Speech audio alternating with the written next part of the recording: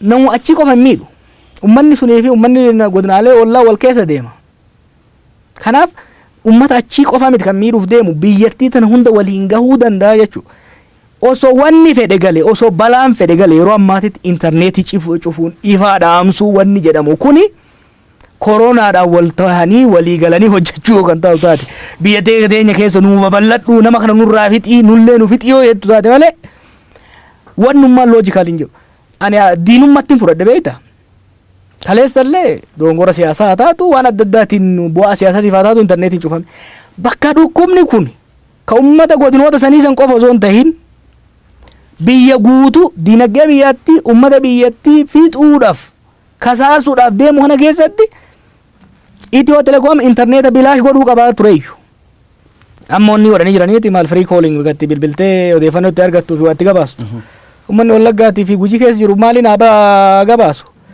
maaliif san godhan lakkoofsan maaliif godhan fakkeenyaaf isaanummaanu lakkoofsa bilisaan itti bilbilamee odeeffannoo itti godhamu sun maaliif yoonni godhame odeeffannoon baay'ee barbaachisaa waan ta'eef odeeffannoon baay'ee barbaachisaa waan ta'eef dhukkuba kana to'achuudhaaf odeeffannoon baay'ee barbaachisaa waan ta'eef bilbila bilaashii uuman an akka kiyyatti Itiyoo Telekoom intarneetii achi cufuu osoo hin taane biyya guututtu gatii hir'isee bilaashitti odeeffannoon nama bira akka gahu gochuutu irraa eeggama kana banuu dhabuuni diinummaa birallee dabree doofummaa guddaa fakkaata wallaala guddaa natti fakkaata maaliif kun dhukkuba taphaati miti dhukkuba lubbuu namaatiif jireenya namaa qofa irratti osoo hin ta'in diinagdee biyyaa security biyyaa gaagaa jirudha fakkeenyaaf kaleessa ejaan humna waraana Itoophiyaa jeneraal Adam Mohammad humni waraana Itoophiyaa balaa kanarraa of eeguudhaaf maal gochuu akka qabu qajeelfama kennaa turan ummata wallaggaa miskiina jiru dhiisi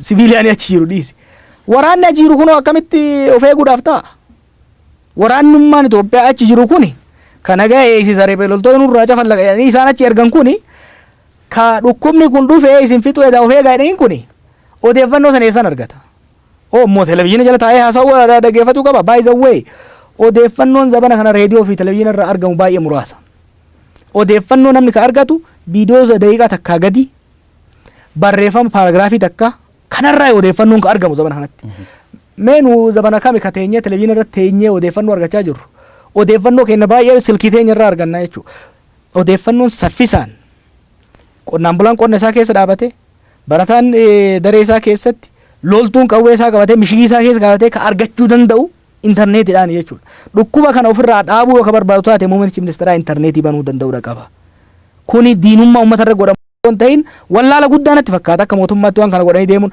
ajaa'iba natti afaan ingiliziin haasaa barreessuu nu beektan qaanesse is this real siin jaa namoonni biyya adda addaa jiran si dhuguma mootummaan intarneetii cufee jira biyya sanitti no hin sobdan malee mootummaan akkana godhu jiru siin jaan maaliif mootummoonni baay'ee hamaa ta'aniyyuu yeroo ammaa kanatti waan akkasii godhaa waan hin jirreef kanaafuu banuu qabanii jettan banuu qaban saffisaan banuu qofa osoo hin ta'in saffisa isaas dabaluu danda'uu qabanii yoo danda'ame gatii hir'isuu danda'uudha qaban maaliif sitti fakkaate akkuma isin jee infrastructure fayyaa nu biyya kanaa qabnu baay'ee dadhabaadha ICU intensive care unit kan jennuun kun meeqa qabna baay'ee xiqqaadha gaafa dhukkubni kun babal'ate biyyoonni akka Xaaliyaan biyyoonni akka Ameerikaa overwhelmed Xaaliyaan health care isaanii amma crash godhaa jira Keenya guyyaa muraasa keessatti crash godha odeeffannoo amma gaafa dhukkubni kun bal'atee deeme rifaatuun nama keessa deemu shakkiin nama keenya keessa deemu rifaatuun gooliin uumu sunu dhukkubaa ol nama fixuu danda'a ummata kan akka tasgabbeessinuuf ummanni kun mootummaanis ogeeyyiin fayyaatis abbootiin amantiitis ummata kan akka tasgabbeessaniif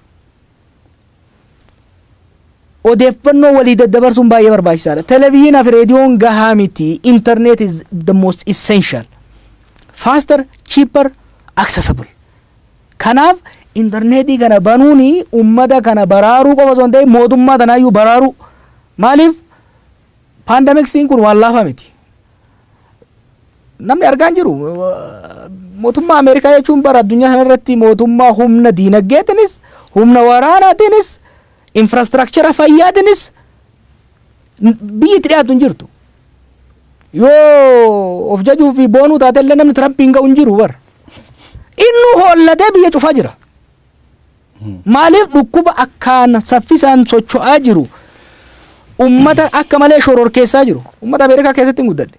Ummata Ameerikaa hulaa cufatee taa'u jechuun bal'aafa miti. Isin kadhabal. Ummanni magaalaa New York keessatti hin baradhan beeka.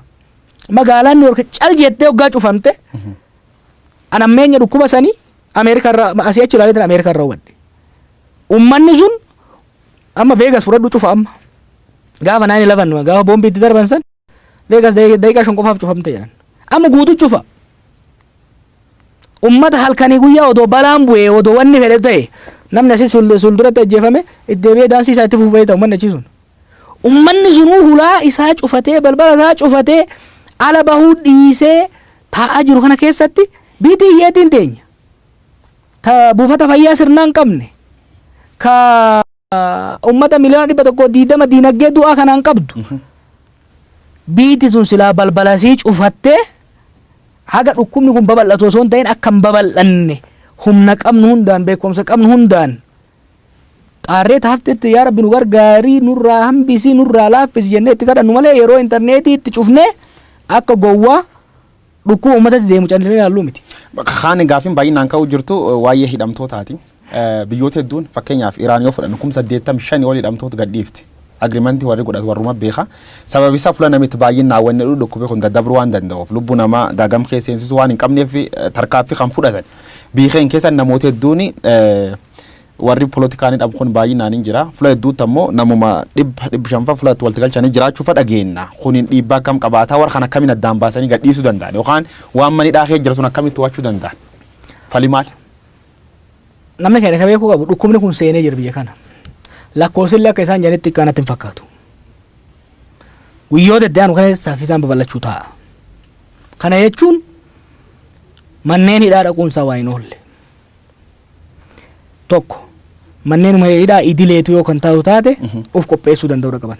Akkaataa hidhamtoonni haalli hidhamtoonni 70 100 mana ruumii tokko keessatti ciisan suni that is a recipe for disaster.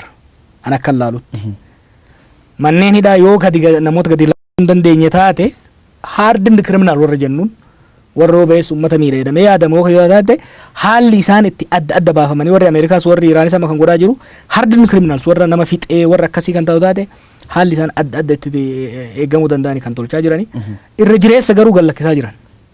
Amma Oromiyaa keessatti Awaash Arbaa militarii kaampii jiru san Baalerraa Booranarraa Harargeerraa deeggartoonni kafaa'oo fabaa'oo walitti hidhaman nama 1,800 jira. Bakka adda addaa shawaa kanarraas kan guurame. Dhukkubni achi seene jechuun akkanaanuu hanqina nyaataa guddaa qabanii hanqina bishaanii guddaa qabanii rakkoo guddaa uumuu danda'a jechuudha. Mootummaan dur amma mormitoota laaffisuu irratti fokas goote. Gaafa dhukkubni mana hidhaa seenee namni du'e namni dhume rakkoo guddaa mootummaa irra ga'u ta'a.